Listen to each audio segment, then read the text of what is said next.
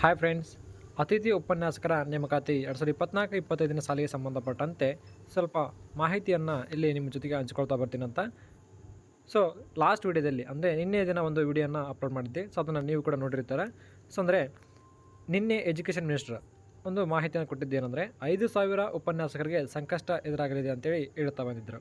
So ಅದು ಯಾಕೆ ಅಂತಂದರೆ ಹೈಕೋರ್ಟ್ನ ಆದೇಶದಂತೆ ಈಗ UGC ನಿಯಮದ ಪ್ರಕಾರವಾಗಿ ಏನು ಅರ್ಹತೆ ಇರಬೇಕಾಗಿತ್ತು ಅದರ ಪ್ರಕಾರವಾಗಿ ನೇಮಕಾತಿಯನ್ನು ಮಾಡಿಕೊಳ್ಳಿ ಅಂತೇಳಿ ಆರ್ಡರ್ ಆಗಿರ್ತಕ್ಕಂಥದ್ದು. ಸೊ ಈಗ ಸರ್ಕಾರ ಕೂಡ ಅದರ ಪ್ರಕಾರವಾಗಿ ಆಯ್ಕೆಯನ್ನು ಮಾಡ್ತಾ ಹೋಯಿತು ಅಂತಂದರೆ ಸೊ ಅದರಲ್ಲಿ 5,000 ಉಪನ್ಯಾಸಕರಿಗೆ ಸಂಕಷ್ಟ ಎದುರಾಗ್ತಾ ಬರ್ತದೆ. ಸೊ ಯಾಕೆ ಅಂತಂದರೆ 10,500 ಜನ ಟೋಟಲ್ ಆಗಿ ಅತಿಥಿ ಉಪನ್ಯಾಸಕರ ಅವಶ್ಯಕತೆ ಇರತಕ್ಕಂಥದ್ದು. ಸೊ ಆದರೆ 5,500 ಜನ ಮಾತ್ರ ಇಲ್ಲಿ ಏನಾಗಿರ್ತಕ್ಕಂಥದ್ದು ಎಲಿಜಿಬಿಲಿಟಿಯನ್ನು ಸಂಪೂರ್ಣ ಮಾಡಿರ್ತಕ್ಕಂಥ ಅಂದರೆ ಕಂಪ್ಲೀಟ್ ಮಾಡಿದ್ದಾರೆ. ಸೊ ಅಂದರೆ KCET, NET, PhD ಮೂರಲ್ಲಿ ಯಾವುದಾದ್ರೂ ಒಂದನ್ನು ಅವರು ಅರ್ಹತೆಯನ್ನು ಪಡ್ಕೊಂಡಿರ್ತಾರೆ. ಬಟ್ ಆದರೆ ಇನ್ನೂ 5,000 ಜನ ಉಪನ್ಯಾಸಕರಿಗೆ ಈ KCET, NET, PhD ಆಗಲ್ಲದೆ ಇರೋದರಿಂದ ಸೊ ಅವರಿಗೆ ಇಲ್ಲಿ ಸಂಕಷ್ಟ ಎದುರಾಗಿರ್ತಕ್ಕಂಥದ್ದು. ಸೊ ಈಗ ಅವರಿಗೆ ಏನು ಮಾಡ್ತಕ್ಕಂಥದ್ದು, ಹಾಗೆ ಫ್ರೆಷರ್ಸ್ಗೆ ಮತ್ತು ಏನು ಮಾಡ್ತಕ್ಕಂಥದ್ದು, ಇಬ್ಬರಿಗೂ ನ್ಯಾಯವನ್ನು ಒದಗಿಸ್ಕೊಡ್ಬೇಕಾದ್ರೆ ಅದೇನಂತ ಇದರಲ್ಲಿ ಡಿಸ್ಕಸ್ ಮಾಡ್ತಾ ಬರ್ತೀನಿ ಅಂತ. ಸೊ ಈಗ ಆಲ್ರೆಡಿ 5,000 ಜನಕ್ಕಂತೂ ಸಂಕಷ್ಟ ಎದುರಾಗಿರ್ತಕ್ಕಂಥದ್ದು. ಸೊ ಅದೇನಂತ ಆಲ್ರೆಡಿ ಹೇಳಿದ್ದೀವಿ. ಸೊ ಈಗ ಅದಕ್ಕೆ ದಾರಿ ಏನಿದೆ, ಅದಕ್ಕೆ ಏನು ಮಾರ್ಗೋಪಾಯಗಳಿದೆ ಅಂತ ನೋಡೋದಾದರೆ ಈಗ ಫ್ರೆಷರ್ಸ್ಗೂ ನ್ಯಾಯ ಸಿಗಬೇಕು, ಜೊತೆಗೆ ಎಕ್ಸ್ಪೀರಿಯನ್ಸ್ ಇರೋರಿಗೆ ಕೂಡ ನ್ಯಾಯ ಸಿಗಬೇಕನ್ನೋದಾಗಿದ್ದರೆ ಅತಿಥಿ ಉಪನ್ಯಾಸಕರಿಗೆ.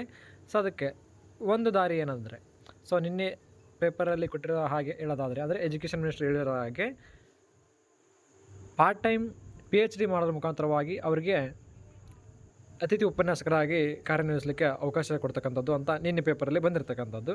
ಸೊ ಅದನ್ನು ನೀವು ನಿನ್ನೆ ಕೂಡ ನೋಡಿರ್ತೀವಿ ಕೂಡ, ನಾವು ಕೂಡ ನಿಮಗೆ ಮಾಹಿತಿಯನ್ನು ಕೊಟ್ಟಿದ್ವಿ.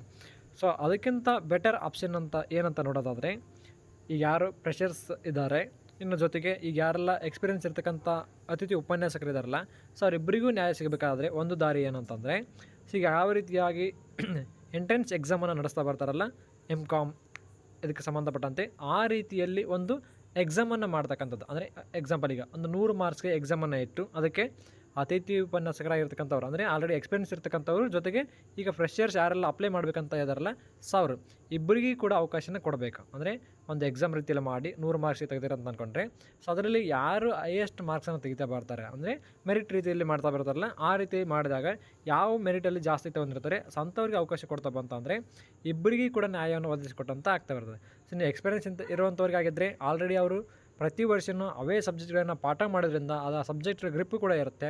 ಜೊತೆಗೆ ಈಗ ತಾನೇ MCOMನ್ನು ಮುಗಿಸ್ಕೊಂಡು ಅಥವಾ PGಯನ್ನು ಮುಗಿಸ್ಕೊಂಡು ಬಂದಿರತಕ್ಕಂಥ ಅಭ್ಯರ್ಥಿಗಳಾಗಿದ್ದರೆ ಅವರು ಕೂಡ ಈಗ ಸಬ್ಜೆಕ್ಟನ್ನು ಟಚ್ಚಲ್ಲೇ ಬಂದಿರ್ತಾರೆ.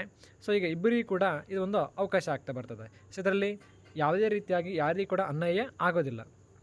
ಸೊ ಹಾಗಾಗಿ ಈ ಒಂದು ಮಾರ್ಗವನ್ನು ಸರ್ಕಾರ ಅನುಸರಿಸಿದರೆ ಇಬ್ಬರಿಗೂ ಕೂಡ ಒಂದು ನ್ಯಾಯವನ್ನು ಒದಗಿಸಿಕೊಟ್ಟಂಥ ರೀತಿಯಲ್ಲಿ ಸರ್ಕಾರ ನಡ್ಕೊಂಡಂಗೆ ಆಗ್ತದೆ. ಬಟ್ ಆದರೆ ಸೊ ಇಲ್ಲಿ ಹೈಕೋರ್ಟ್ ಹೇಳಿರ್ತಕ್ಕಂಥದ್ದು ಏನಂತಂದರೆ UGC ನಿಯಮದ ಪ್ರಕಾರವಾಗಿಯೇ ನೇಮಕಾತಿಯನ್ನು ಮಾಡಿಕೊಳ್ಳ್ರಿ ಅಂತ ಹೇಳ್ತಕ್ಕಂಥದ್ದು.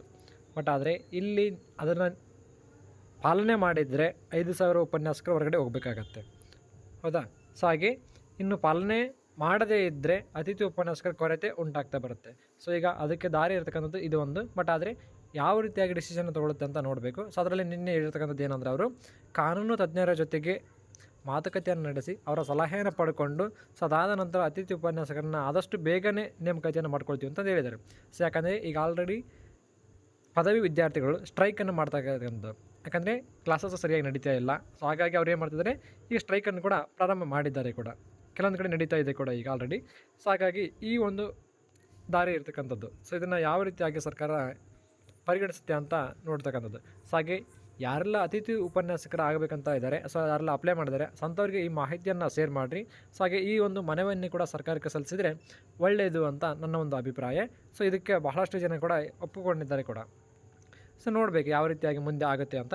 ಸೊ ಈ ಮಾಹಿತಿ ನಿಮಗೆ ಇಷ್ಟ ಆಗಿದರೆ ಲೈಕ್ ಮಾಡಿ, ಶೇರ್ ಮಾಡಿ, ಹಾಗೆ ಸಬ್ಸ್ಕ್ರೈಬ್ ಮಾಡೋದನ್ನು ಮರಿಬೇಡಿ. ಇದೇ ರೀತಿಯಾಗಿ ಅನೇಕ ಮಾಹಿತಿಗಳನ್ನು ನಿಮ್ಮ ಜೊತೆಗೆ ಹಂಚಿಕೊಳ್ತಾ ಬರ್ತೀನಿ ಅಂತ. Thanks for watching this video.